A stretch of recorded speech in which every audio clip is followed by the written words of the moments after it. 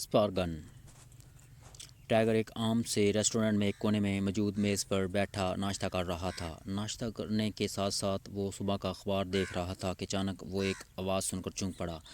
सुने मोहतरम, ये आवाज़ सुनकर टाइगर ने अखबार उठाया तो ये देखकर चौंक पड़ा कि उसके सामने 20-22 साल की एक खूबसूरत और नौजवान लड़की खड़ी थी। उस लड़की ने सादा सलवार पहन रखा था और उसके सर पर बाकायदा दुपट्टा भी था। शक्ल सूरत से वो किसी मतवस्त घराने की दिखाई दे रही थी। टाइगर की तरफ देखते ही उसका जिस्म कांप रहा था, जैसे वो टाइगर से बात करने से हिचकिचा रही और बामुश्किल उसके सामने बात करने के लिए आई हो। लड़की के चेहरे पर खौफ के तासरात भी नुमाया थे और उसका अंदाज़ ऐसा था जैसे वो बात करते करते अचानक रो पड़ेगी। Yes miss. टाइगर ने रेस्टोरेंट में एक दुका अफराद ही मौजूद थे जो मुख्तलिफ मेज़ों पर उससे काफ़ी फासले पर थे। आप मिस्टर टाइगर हैं? लड़की ने उसी तरह कांपते हुए लहजे में कहा। हाँ हाँ जी हाँ, मैं टाइगर हूँ। फरमाइए। टाइगर ने कहा कि क्या मैं कुछ देर आपके पास बैठ सकती हूँ? लड़की ने उसी तरह से घबराए हुए लहजे में कहा। उसका अंदाज़ अजीब सा था। वो टाइगर से बात भी कर रही थी और उसका अंदाज़ ऐसा था जैसे वो अभी पलट कर वहाँ से भाग जाएगी। टाइगर चंद लम्हे उसकी तरफ गौर से देखता रहा, फिर उसने इस बात में सर हिला दिया। अगर आप मुझे जानती हैं और आपको मुझसे काम है तो ज़रूर बैठें, वरना यहाँ बहुत सी मेज़ें खाली हैं, आप कहीं भी बैठ सकती हैं। टाइगर ने स्पॉट लहजे में कहा। मुझे आपसे काम है टाइगर भाई, लड़की ने लरजती हुई आवाज़ में कहा। तो भाई का सुनकर टाइगर चौंक पड़ा। भाई कहा है तो फिर पूछने की क्या ज़रूरत है, बैठें, टाइगर ने कहा। तो लड़की शर्माती और लजाती हुई उसके सामने कुर्सी पर सर झुकाकर बैठ गई। वो मशरकी हुस्न का पैकर दिखाई दे रही थी। शर्म और हया से उसका चेहरा सुर्ख हो रहा था। कुर्सी पर वो इस तरह सुकड़ समट कर बैठी थी जैसे अगर टाइगर ने कोई बात की तो वो अचानक उठकर वहाँ से भाग जाएगी। उसके हाथ में लेदर का हैंड बैग था और उसने वो बैग मेज़ पर रख दिया। फरमाया मोहतरमा, मैं आपकी क्या खिदमत कर सकता हूँ? टाइगर ने उसकी तरफ देखते हुए पूछा। क्या हम किसी और जगह बैठ कर बात कर सकते हैं? लड़की ने इधर उधर देखते हुए कहा, जैसे उसे डर हो कि कहीं उनकी बातें सुन ना रहा हो। किसी और जगह या हमारे करीब कोई नहीं है मोहतरमा, आप बिला झिझक फरमाएं। टाइगर ने कहा, नहीं, ये जगह सेफ़ नहीं है, आप मुझे किसी ऐसी जगह ले जाएं, चलें जहां आपके और मेरे सिवा कोई ना हो। मुझे आपसे एक बहुत ही अहम बात करनी है भाई। लड़की ने बात करने की हिम्मत जमा करते हुए कहा। अहम बात? कौन सी अहम बात? टाइगर चौंक कर, आप कहीं और चलें, फिर मैं आपको सब कुछ बता दूंगा, लड़की ने कहा। और उसकी बात सुनकर टाइगर ने होंठ खींच लिए। लड़की जिस तरह से टुकड़ी समटी बैठी थी, उसके चेहरे पर जो शर्म और हया दिखा रही थी, उससे टाइगर को उसकी शराफत और उसकी पाकीज़गी का मुकम्मल अंदाज़ा हो रहा था। लड़की के चेहरे पर बेचैनी के साथ साथ खौफ के तासरात भी नुमाया थे और वो बार बार अपने इर्द गिर्द और अपने पीछे मुड़ मुड़ कर देख रही थी। आप बेफिक्र होकर बात करें बहन, यहाँ हमारी बात सुनने वाला कोई नहीं है। टाइगर ने कहा। नहीं टाइगर भाई, मैंने कहा है ना कि मुझे आपसे एक बहुत अहम बात करनी। ये बात मैं आपसे यहाँ नहीं कर किसी अलग मकाम पर करना चाहती हूँ। आप बेफिक्र रहें, मैं सिर्फ लड़की हूँ और मैं आपसे कुछ मांगने या अपने किसी मतलब के लिए नहीं आई हूँ। आपकी तसल्ली के लिए मैं सिर्फ इतना कहूँगी कि मेरे पास आपके देने के लिए कुछ है, ऐसा कुछ जिसका तल्लक मुल्क को कौम की फलाह से है, जो अगर गलत हाथों में चला गया तो मुल्क को कौम शदीद नुकसान पहुँच सकता है। लड़की ने धीमे लहजे में कहा। तो उसकी आखिरी बात सुनकर टाइगर बुरी तरह चौंक पड़ा। क्या मतलब कि ऐसा क्या है जिसके आपके पास है कि जो अगर गलत हाथों में चला जाए तो मुल्क को कौम को नुकसान हो सकता है? टाइगर ने हैरत भरे लहजे में कहा। आप मेरे साथ चलें प्लीज़, मैं आपकी मिन्नत कर रही हूँ, लड़की ने इसरार करते हुए कहा। और फिर अचानक वो बुरी तरह से चौंक पड़ी। उसके चेहरे पर से एक रंग सा आग कर गुजर गया। उसने दाएं तरफ मेन दरवाजे की तरफ देखा और फिर उसने फ़ौरन मुंह झुका लिया। टाइगर ने उसकी तकलीद में दरवाजे की तरफ देखा तो बेख्तियार चौंक पड़ा। दरवाजे पर लंबा तिरंगा नौजवान खड़ा था जो शक्ल सूरत से ही थर्ड क्लास बदमाश दिखाई दे रहा था। उसके चेहरे पर सफाकी और दरंदगी सबत थी। उसका सर गंजा था और उस सर पर एक लंबे कट का निशान दिखाई दे रहा था। उसके चेहरे पर भी ज़ख्मों के पुराने निशान वाज़ेह थे, जो उस बात का सबूत थे कि उसकी सारी ज़िंदगी लड़ाई बड़ाई में गुजरी है। और वो दरवाजे के पास खड़ा था और होंठ पीछे पीछे हाल में मौजूद अफराद को देख रहा था। फिर उसकी नज़रें टाइगर के सामने बैठी हुई लड़की पर जम गईं। वो चंद लम्हे उस लड़की को देखता रहा, फिर जिसने अपना सर झुका रखा था। फिर वो लंबे लंबे डग भरता हुआ उसकी तरफ बढ़ने लगा। कौन कौन है ये? टाइगर ने लड़की से मुखातब होकर कहा। मेरी मौत, लड़की ने कहा। उसी लम्हे बदमाश उनके करीब पहुंच गया। तो तुम यहाँ मौजूद हो, मैं तुम्हें न जाने कहाँ कहाँ ढूंढता फिर रहा हूँ। बदमाश ने करीब आते ही लड़की की तरफ देखकर बड़े अकड़े लहजे में कहा, लेकिन लड़की ने उसकी बात का कोई जवाब ना दिया और उसी तरह मुंह झुकाए बैठी रही। मैं तुमसे कह रहा हूँ रुखसार, तुम इस तरह मुँह छुपाओगी तो क्या मैं तुम्हें नहीं पहचानूंगा? इधर देखो मेरी तरफ, मैं जैकी हूँ, तुम्हारा जैकी, बदमाश ने इस बार गर्जदार लहजे में कहा। اس کی گاڑیدار آواز سن کر وہاں بیٹھے لوگ چونک چونک کر ان کی طرف دیکھنے لگے۔ ٹائیگر بھائی اس سے کہیں کہ یہ یہاں سے چلا جائے، میں اسے نہیں جانتی۔ لڑکی نے ٹائیگر کی طرف منہ دیکھ کر منت بھرے لہجے میں کہا۔ اس کے چہرے پر بے پناہ خوف دکھائی دے رہا تھا۔ کیا کہا؟ تم مجھے نہیں جانتی؟ اور یہ ٹائیگر کون ہے؟ یہ تمہارا بھائی ٹائیگر بھائی؟ بدماش نے پہلے لڑکی سے پھر اس ٹائیگر کی طرف دیکھ کر جھڑکے دار لہجے میں کہا۔ سنو ٹویسٹر، ٹائیگر نے ہاتھ اٹھا کر کچھ کہنا چاہا۔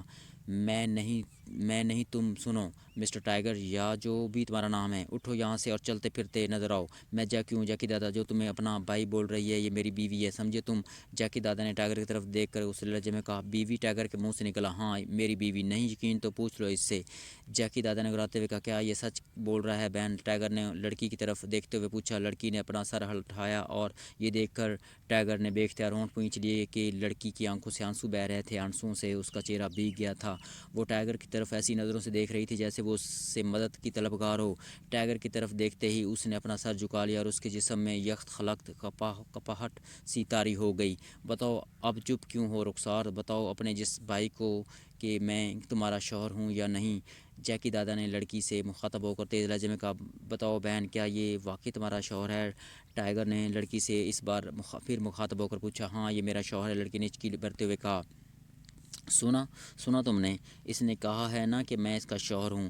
اب تم اٹھ جاؤ یہاں سے فوراً۔ لڑکی کو اقرار کرتے دیکھ کر جیکی دادا نے انتہائی مسرت بھرے لہجے میں کہا۔ اگر یہ تمہاری بیوی ہے تو پھر یہ اس طرح سے رو کیوں رہی ہے، اور یہ تم سے اس قدر ڈری ہوئی کیوں ہے؟ ٹائیگر نے جیکی دادا کی طرف دیکھتے ہوئے قدرے سخت لہجے میں کہا۔ یہ میرا ذاتی معاملہ ہے، تمہارے لیے بہتر ہوگا کہ ہمارے معاملے میں مت پڑو اور اٹھ کر چلے جاؤ یہاں سے، ورنہ۔ جیکی دادا نے غصے لہجے میں کہا۔ ورنہ؟ ٹائیگر نے اس کی طرف غور سے دیکھتے ہوئے کہا۔ تو جیکی دادا نے یک طرف جیب سے بھاری ریوالور نکالی اور اس کا رخ ٹائیگر کی طرف کر دیا۔ میں اب تک بے شمار لاشیں گرا چکا ہوں، ان میں تمہاری لاش کا بھی اضافہ ہو جائے گا، جیکی دادا نے غصے لہجے میں کہا۔ اسے ریوالور نکالتے دیکھ کر وہاں موجود افراد میں یک خلقت کھلبلی سی مچ گئی اور لوگ فوراً وہاں سے اٹھنا شروع ہو گئی۔ یہ تم کیا کر رہے ہو جیکی؟ ریوالور جیب میں ڈالو اور چلو یہاں سے۔ رخسار نے اسے ریوالور نکالتے دیکھ کر ایک جھٹکے سے اٹھ کر اس کے ریوالور پر ہاتھ رکھتے ہوئے کہا، اور ٹائیگر بھی اٹھ کر کھڑا ہو گیا۔ تو پھر اس سے کہو کہ یہ اپنی زبان بند رکھے اور تم چلو میرے ساتھ ابھی۔ جیکی دادا نے اسی انداز میں کہا۔ ٹھیک ہے، میں تمہارے ساتھ چلتی ہوں، تم اپنا ریوالور مجھے دو، رخسار نے تیز لہجے میں کہا، اور ساتھ ہی اس نے جیکی دادا سے ریوالور چھین لیا۔ یہ تم کیا کر رہی ہو؟ ریوالور مجھے دو، جیکی دادا نے اسی لہجے میں کہا، اور اس نے رخسار سے ریوالور جھپٹنے کی کوشش کی، لیکن یہ دیکھ کر ٹائیگر حیران رہ گیا کہ رخسار اچانک اچھل کر سائڈ میں ہٹ گئی اور اس نے ریوالور کا رخ بالکل جیکی دادا کی طرف کر دیا۔ وہیں رک جاؤ جیکی دادا، اگر تم اپنی جگہ سے ایک انچ بھی ہلے تو میں تمہیں گولی مار دوں گی، رخسار نے یک طلاق انتہائی غصیلے لہجے میں اور سرد لہجے میں کہا۔ تو جیکی دادا جو اس سے ریوالور لینے کے لیے آگے بڑھنے ہی لگا تھا وہیں ٹھٹک گیا۔ کیا کہا تم نے؟ تم مجھے گولی مارو گی؟ جیکی دادا نے غصیلے لہجے میں کہا۔ ہاں، اب میں تمہارا کوئی لحاظ نہیں کروں گی، اگر تم خیریت چاہتے ہو تو چلے جاؤ یہاں سے ابھی فوراً، رخسار نے بدلے ہوئے لہجے میں کہا، اور اس کے لہجے میں عجیب سا اعتماد، غصہ اور نفرت کے ملے جلے تاثرات ابھر آئے تھے، جیسے اچانک اس کے اندر سوئی ہوئی شیرنی جاگ گئی ہو۔ تم مجھے جانے کا کہہ رہی ہو؟ مجھے جیکی دادا کو یہ مت بولو رخسار کہ تم میری بیوی ہو، لاؤ مجھے دو ریوالور، یہ بچوں کا کھلونا نہیں ہے، جیکی دادا نے سر جھٹکتے ہوئے کہا اور آگے بڑھا، لیکن دوسرے لمحے ماحول یکت خلقت زوردار دھماکے سے گونج اٹھا۔ دھماکہ کی آواز اس قدر شدید تھی کہ وہاں موجود افراد جو حیرت سے اس عجیب و غریب سچویشن کو دیکھ رہے تھے اٹھ کر بھاگنا شروع ہو گئے۔ ٹائیگر بھی آنکھیں پھاڑے اس عجیب و غریب مزاج کی لڑکی کی طرف دیکھ رہا تھا جو ابھی کچھ دیر پہلے مشرقی حسن کا نمونہ دکھائی دے رہی تھی، اب اس کے چہرے پر شفاقی درندگی اور نفرت دکھائی دے رہی تھی۔ اس نے ریوالور دونوں ہاتھوں سے تھاما ہوا تھا اور اس کے سامنے جیکی دادا کھڑا تھا، ریوالور کی نال سے دھواں نکل رہا تھا۔ جیکی دادا گولی چلتے یوں ساخت ہو گیا تھا جیسے کسی نے جادو کی چھڑی گھما کر اسے پتھر کا بت بنا دیا ہو، اور پھر یہ دیکھ کر ٹائیگر اچھل پڑا کہ جیکی دادا جس نے لیدر کی جیکٹ پہن رکھی تھی، اس جیکٹ پر سینے کے مقام پر ایک سوراخ بن گیا تھا اور اس سوراخ سے یک خلق خون فوارے کی طرح بہنے لگا۔ جیکی دادا نے سر جھکا کر اپنے سینے سے نکلتے ہوئے خون کی طرف دیکھا، پھر اس نے سر اٹھایا اور آنکھیں پھاڑ کر رخسار کی طرف دیکھنا شروع کر دیا، جو وحشت بھری نظروں سے پلکیں جھپکائے بغیر سپاٹ نظروں سے اس کی طرف دیکھ رہی تھی۔ تو تم نے مجھ پر فائر کیا؟ جیکی دادا کے منہ سے ٹوٹی پھوٹی سی آواز نکلی۔ ہاں، اب تم میرے لیے ناقابل برداشت ہو گئے ہو جیکی دادا، اب بس میں تمہیں اور نہیں جھیلوں گی۔ رخسار کے منہ سے غراتی ہوئی آواز نکلی اور پھر اس سے پہلے کہ ٹائیگر کچھ کہتا، رخسار نے ایک بار پھر ٹریگر دبا دیا۔ دھماکہ ہوا اور اس بار جیکی دادا کے سر سر کو ایک زوردار جھٹکا لگا، اس کی عین پیشانی میں سوراخ ہوا اور وہ الٹ کر گرتا چلا گیا۔ رخسار نے دوسری گولی اس کی عین پیشانی پر ماری تھی، اسے اس بار تڑپنے کا بھی موقع نہ ملا، الٹ کر گرتے ہی وہ ساخت ہو گیا اور دوسری گولی چلتے ہی حال میں جیسے بھگدڑ مچ گئی، لوگ چیختے چلاتے ہوئے وہاں سے بھاگ نکلے۔ ٹائیگر ایک طرف کھڑا حیرت سے جیکی دادا کی لاش دیکھ رہا تھا، جس کے سینے اور سر سے نکلنے والا خون تیزی سے اس کے گرد تالاب بناتا جا رہا تھا۔ رخسار اسی طرح دونوں ہاتھوں میں ریوالور تھامے کھڑی تھی، جیسے دو گولیاں چلانے کے بعد وہ خود بھی پتھر کی مورتی بن گئی ہو۔ یہ تم نے کیا کیا ہے رخسار، تم نے اپنے شوہر کو گولیاں کیوں ماری ہیں؟ ٹائیگر نے حیرت بھرے لہجے میں کہا تو رخسار چونک پڑی۔ اس نے پہلے اپنے ہاتھ میں موجود ریوالور کی طرف دیکھا اور پھر اس کی نظریں جیکی دادا کی لاش پر پڑیں تو وہ بخلائے ہوئے انداز میں کئی قدم پیچھے ہٹ گئی۔ اس نے ہاتھوں میں پکڑا ہوا ریوالور یک تھلک نیچے پھینک دیا۔ میں نے نہیں، میں نے گولی نہیں چلائی، میں نے نہیں مارا اسے، رخسار نے خوف بھرے لہجے میں کہا۔ وہ پھٹی آنکھوں سے جیکی دادا کی لاش دیکھ رہی تھی۔ اس کا انداز ایسا تھا جیسے اس نے جو کچھ کیا ہو انجانے میں کیا ہو، اور اب وہ لاش دیکھ کر خوف سے زرد ہو گئی تھی۔ اس کا جسم بری طرح کانپنا شروع ہو گیا تھا، وہ پیچھے موجود دیوار سے لگ کر کھڑی ہو گئی تھی۔ اس کی آنکھیں یوں پھٹی ہوئی تھیں جیسے ابھی ابل کر باہر آ گئی ہوں۔ تم نے اسے میری آنکھوں کے سامنے گولیاں ماری، یہ مر چکا ہے۔ ٹائیگر نے کہا نہیں، میں نے نہیں مارا اسے، یہ خود ہی مر گیا ہے، یہ تو اپنی موت آپ مر گیا ہے، یہ اپنی موت آپ مر گیا ہے، رخسار نے چیختے ہوئے کہا اور پھر وہ لہرائی اور الٹ کر گرتی چلی گئی۔ حیرت اور خوف نے جیسے اس کا دل و دماغ جکڑ لیا تھا، جس کے نتیجے میں اس کے ذہن نے کام کرنا چھوڑ دیا تھا اور وہ دیوار کے قریب ہی بے ہوش ہو کر گرتی چلی گئی۔ ٹائیگر کے لیے ساری سچویشن انتہائی حیرت انگیز تھی۔ وہ روزانہ ہی اس ریسٹورنٹ میں ناشتہ کرنے آتا تھا، اس سے پہلے اس کا ایسی کسی سچویشن سے واسطہ نہ پڑا تھا۔ اس کے پاس اس طرح اچانک ایک عام سی لڑکی کا آنا اور اس لڑکی کا کہنا کہ اس کے پاس ٹائیگر کے لیے کچھ ہے، ایسا کچھ ہے جس کا تعلق ملک و قوم کی فلاح سے ہے، اور اگر وہ چیز کسی غلط ہاتھوں میں چلی گئی تو ملک و قوم کو شدید نقصان پہنچ سکتا ہے۔ پھر اس سے پہلے کہ ان میں مزید کوئی بات ہوتی، اچانک جیکی دادا کا وہاں دھمکنا اور اس لڑکی کا نام لے کر اپنی اسے بیوی کہنا، لڑکی کا بھی اس بدمعاش کو اپنا شوہر تسلیم کرنا، پھر ٹائیگر کے ذرا سی بات پر جیکی دادا کا بھڑکنا اور ریوالور نکال لینا، لڑکی کا اس سے ریوالور جپٹ کر اس پر ہی تان لینا اور پھر یک خلوت اس پر فائر کرنا ٹائیگر کے لیے حیرت کا باعث بنا ہوا تھا۔ لڑکی نے دوسری گولی چلا کر ایک جھٹکے میں ہی جیکی دادا کا کام تمام کر دیا تھا اور پھر اب وہ خود بھی اس ساری سچویشن کو ذہنی طور پر قبول نہ کرتے ہوئے بے ہوش ہو کر گر گئی تھی۔ دو گولیاں چلتے ہی ریسٹورنٹ خالی ہو چکا تھا، گاہکوں سمیت ریسٹورنٹ کا سٹاف بھی بھاگ گیا تھا۔ اب وہاں سوائے ٹائیگر، اس بے ہوش لڑکی، رخسار اور جیکی دادا کی لاش کے کوئی موجود نہ تھا۔ ٹائیگر کو سمجھ نہ آ رہا تھا کہ وہ اس عجیب و غریب سچویشن کو کیسے ہینڈل کرے۔ چند لمحے وہ سوچتا رہا، پھر وہ تیزی سے بے ہوش رخسار کی طرف بڑھا اور اس نے اسے اٹھا کر کاندھے پر لاد ڈال لیا۔ پھر اس نے میز سے لڑکی کا ہینڈ بیگ اٹھایا اور تیزی سے ریسٹورنٹ کے عقبی راستے کی طرف بڑھ گیا۔ اسی لمحے اسے پولیس موبائل کے سائرن کی آواز سنائی دی، شاید کسی نے متعلقہ پولیس کو کال کر دیا تھا اور پولیس موقع واردات پر پہنچ رہی تھی۔ پولیس موبائل کا سائرن سنتے ہی ٹائیگر کی رفتار تیز ہو گئی اور وہ لڑکی کو اٹھائے قریباً بھاگتا ہوا ریسٹورنٹ کے عقبی راستے کی طرف دوڑتا چلا گیا۔ ریسٹورنٹ کے عقبی دروازے سے نکل کر وہ ایک گلی میں آیا۔ گلی میں جگہ جگہ کچرے کی ٹرالیاں پڑی ہوئی تھیں، علاقہ کے لوگ انہی ٹرالیوں میں کچرا ڈالتے تھے، وہاں کوئی موجود نہ تھا۔ ٹائیگر لڑکی کو اٹھائے تیزی سے دوڑتا چلا گیا۔ وہ دو تین گلیاں کراس کر کے وہ اس لڑکی کو اٹھائے ایک عمارت کی طرف بڑھا اور پھر وہ اس عمارت کے سائڈ میں موجود گلی میں آ گیا۔ یہاں بھی کچرے کی ٹرالیاں موجود تھیں۔ ٹائیگر نے ادھر ادھر دیکھا لیکن وہاں کوئی نہ تھا۔ ٹائیگر نے لڑکی کو کچرے کی ایک ٹرالی کے عقب میں ڈالا اور پھر اس نے وہاں بڑے ہوئے ڈرموں کو اس ٹرالی کے ارد گرد رکھنا شروع کر دیا تاکہ اس طرف کوئی آئے تو اسے لڑکی آسانی سے دکھائی نہ دے سکے۔ جب لڑکی ٹرالی کے پیچھے اچھی طرح سے چھپ گئی تو ٹائیگر فوراً اٹھا اور اس نے اپنا کوٹ اتارا اور اسے الٹ کر پہن لیا۔ یہ ڈبل کلر کوٹ تھا، پہلے کوٹ ڈارک براؤن رنگ کا تھا، اب اس کا رنگ بلیک دکھائی دے رہا تھا۔ ٹائیگر نے کوٹ کی اندرونی جیب میں ہاتھ ڈال کر جھلی جیسا باریک ماسک نکالا اور اسے اپنے چہرے پر لگا کر مخصوص انداز میں تھپکنے لگا۔ کچھ ہی دیر میں اس کا چہرہ بدل گیا، اس نے ہاتھوں کی انگلیوں میں سے بالوں کا سٹائل بدلا اور پھر وہ تیزی سے ایک طرف بھاگتا چلا گیا۔ مختلف گلیوں سے گزرتا وہ واپس اس ریسٹورنٹ کے مین گیٹ کی طرف آ گیا جہاں سے اب کافی رش دکھائی دے رہا تھا اور وہاں ایک موبائل پولیس بھی دکھائی دے رہی تھی۔ ٹائیگر اطمینان سے ان سب کے درمیان سے گزرتا ہوا ریسٹورنٹ کی پارکنگ کی طرف بڑھ گیا۔ پارکنگ سے اس نے اپنی کار نکالی اور پھر وہاں سے نکلتا چلا گیا۔ تھوڑی دیر میں ہی اس نے کار ٹھیک اس ٹرالی کے پاس روکی۔ جس کے پاس اس نے بے ہوش لڑکی کو چھپایا تھا۔ اس نے ڈرم ہٹا کر سائڈ میں رکھ دی۔ رخسار بدستور بے ہوشی کی حالت میں وہاں پڑی ہوئی تھی۔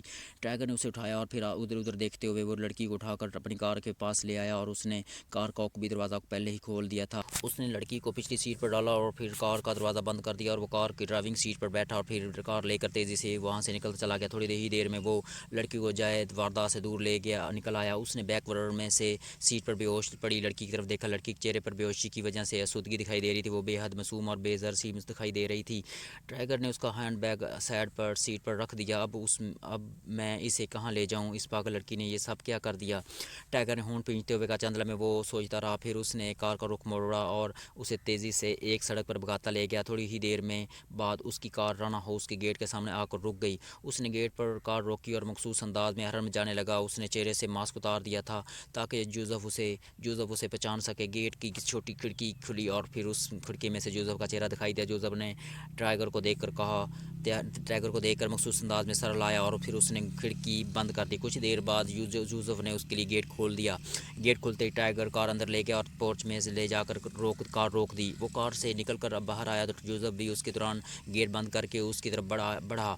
آج صبح صبح یہاں کا راستہ کیسے بھول گیا ٹائیگر؟ جوزف نے اس کی طرف بڑھتے ہوئے مسکرا کر کہا اور ٹائیگر بھی اس کی طرف بڑھا اور پھر ان دونوں نے گرمجوشی سے ایک دوسرے سے مصافحہ کیا۔